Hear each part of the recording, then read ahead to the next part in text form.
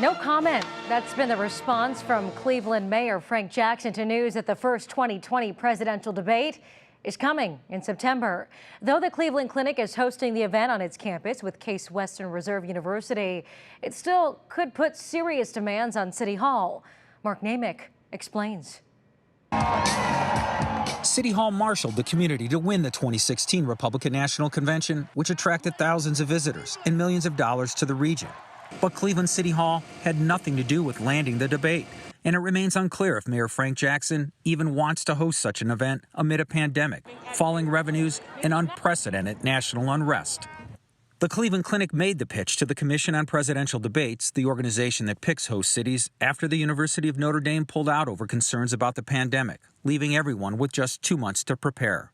City Hall declined to discuss its interest, saying only that it was made aware of the clinic's efforts and learned of the commission's decision before it was made public. But the city can't be hands-off. The biggest demand on its resources could be managing protests, drawn to the national spotlight and an appearance by President Trump. The city is still reviewing its handling of the May 30th demonstration here that drew thousands and was capped by a night of rioting. Though independent police departments at the clinic and nearby University Circle will be involved, the city's police will likely play a critical role in managing traffic and demonstrations, and it's always a part of the security for the presidential motorcade. Also left unanswered, the city's plan to manage visitors, perhaps thousands, amid a pandemic that has hit the city particularly hard. Cleveland hosted the 2004 vice presidential debate at Case Western Reserve University.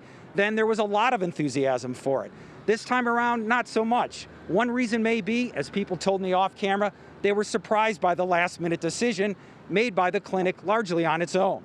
Cleveland said today they are beginning to work with the other partners to figure out the best plans for security. Reporting from downtown, Mark Naymik, 3 News.